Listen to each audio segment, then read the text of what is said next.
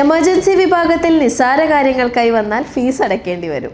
അടിയന്തര ചികിത്സ അത്യാവശ്യമല്ലാത്ത രോഗങ്ങൾക്കായി HMCയുടെയോ PHCCയുടെയോ എമർജൻസി വിഭാഗത്തിലേക്ക് വരുന്ന രോഗികൾ ചികിത്സയ്ക്ക് മുൻപ് ഫീസ് അടയ്ക്കേണ്ടി വരും.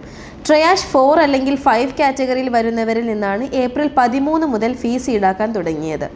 ആശുപത്രികളിൽ ആരെയാണ് ആദ്യം ചികിത്സിക്കേണ്ടത് എന്ന് തീരുമാനിക്കാൻ ഉപയോഗിക്കുന്ന ഒരു പ്രക്രിയയാണ് ട്രയാഷ്. ജീവന് ഭീഷണിയില്ലാത്ത, എളുപ്പത്തിൽ ആരോഗ്യനില മോശമാകാത്ത തൊണ്ടവേദന, ചെറിയ പനി, ചെറിയ മുറിവുകൾ തുടങ്ങിയവയും ലഘുവായ രോഗലക്ഷണങ്ങളോടെ 60 മിനിറ്റ് വരെ കാത്തിരിക്കാവുന്നവരുമാണ് സെമി അർജന്റായ ട്രയാഷ് 4 കാറ്റഗറിയിൽ പെടുക. ജലദോഷം, സ്ഥിരമായി കഴിക്കുന്ന മരുന്ന് റീഫിൽ ചെയ്യൽ, ചെറിയ ചർമ്മ അലർജി പോലുള്ള ക്ലിനിക്കുകളിൽ ചികിത്സ തേടാവുന്നതും വളരെ ചെറിയ രോഗലക്ഷണങ്ങളോടെ 120 മിനിറ്റ് വരെ കാത്തിരിക്കാവുന്നവരെയുമാണ് നോൺ അർജന്റായ ട്രയാഷ് 5 കാറ്റഗറിയിൽ പെടുത്തുക. ഈ 2 കാറ്റഗറിയിൽ വരുന്നവരിൽ നിന്നുമാണ് ഫീസ് ഈടാക്കുക. ഖത്തർ റെസിഡൻസിൽ നിന്നും 100 റിയാലും ഹെൽത്ത് കാർഡ് ഇല്ലാത്തവരിൽ നിന്നും 200 റിയാലുമാണ് ഈടാക്കുക.